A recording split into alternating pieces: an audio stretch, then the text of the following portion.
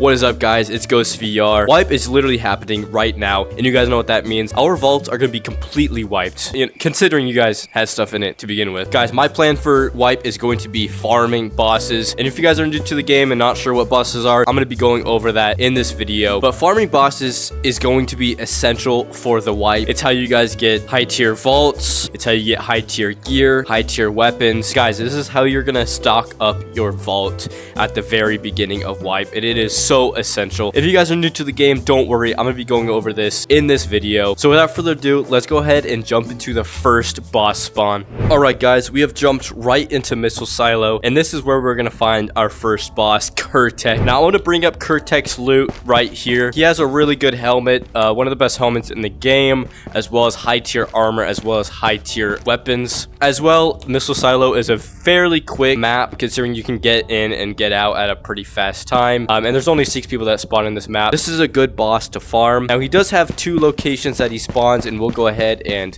cover both of those just here in a little bit. All right, now after we kill these scavs, we're gonna go ahead and make our way to the first spawn of Curtek, and we're gonna find that right over here. I'll put up a little picture on the video, guys, to help you guys direct yourselves to where the first spawn is for Curtek. So you guys will see this large circular room in here. This is where Curtek usually spawns. This is one of 2 locations. It looks like he does not spawn here though, so let's go ahead and find the next location. If you guys find yourself in this massive missile room, go ahead and grab onto this ladder and fall all the way down to the main floor. This area is called the sewers, and this is where the second boss spawn is. So we'll go through these windy tubes over here, and guys, to the right is where the boss is going to spawn. There he is.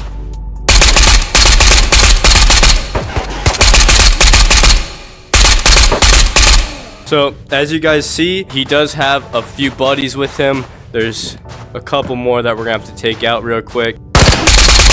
There we go, guys. Now, this boss isn't terribly hard to kill, but he does reap some good loot. So here we have a tier 5 and a helmet, as well as a tier 6.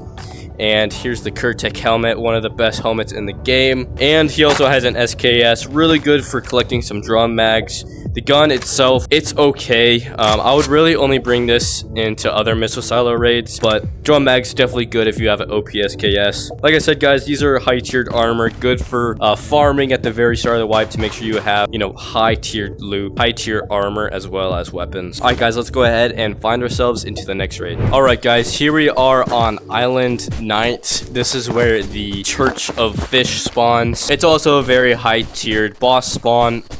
Specifically only on the night raid of Island of Tabor. I'm gonna go ahead and pull up some of the spawns and loot that you get from the Church of Fish, as well as you get a pretty good helmet. This is also just like Curtek, where you get one of the best helmets in the game, high tier armor and high tier weapons. So we're gonna go ahead and find ourselves over towards church. All right, guys, whenever you go over the hill to the church, you might see some players outside of church. That is the boss. Now he does have a lot of henchmen with him. I have an easy tip for you guys: hide in trees. If you hide in a tree, the scavs will not be able to shoot you back. They don't even see you. Let's go ahead and take out the first bosses here.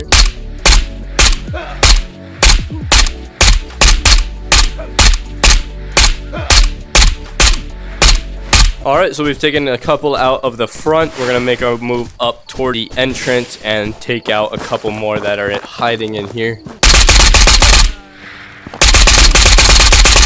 Alright, we went ahead and took out some of the guys, and here we have the boss, guys. This is the other helmet. The only holes that he has is right through here, and as well as the back of the head, but the whole face is basically covered. And then as well, we have a VSS. That's a pretty good end game item, especially with the extended mags, guys. The VSS and the AS Val are one of the best weapons in the game. But guys, that is not all. There's a secret vault under the church, which is where you're gonna get most of your loot. So let's go ahead and find our way, guys. This is not gonna be open on day or whenever the boss does not spawn. It's only when the boss spawns that you can get to it. Alright guys, as you see here, there is a secret loot room under church. This is also where you're going to get high tier loot. These are going to be essential, guys, for the start of the wipe. You can also get purple cards. Possibilities are limitless with these vaults, guys. All of the attachments, weapons, you can get purple cards, some of the best gear in the game. As well, guys, you cannot forget you will also get fish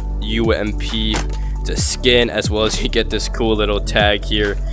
This is a pretty good gun. Put some AP in this, it's gonna totally shred. But without further ado, let's go ahead and go into the last and final boss. Honestly, one of the most important bosses in this game. Alright guys, here we are on Matka Mjeist, and this is where the collector spawns. The collector is one of the best bosses and the hardest to kill in the game. So we'll have to make our way over to the museum where he spawns. Now guys, he spawns the best armor in the game, as well as a light machine gun that absolutely shreds. But guys, that is not all. He also drops the green card, which is one of the best key cards in the game. It unlocks one of the best vaults in Matka Underground. Guys, it's gonna be very important to farm when you first get into the wipe. This is what is gonna literally secure you endgame loot at the very beginning of wipe. So guys, you're gonna want to carry on with caution because he is pretty tough. He spawns the best gear and weapons in the game. Guys, as a little tip as well, if you're using a low tier gun, it might be better to shoot him in the legs, as that is his weak spot.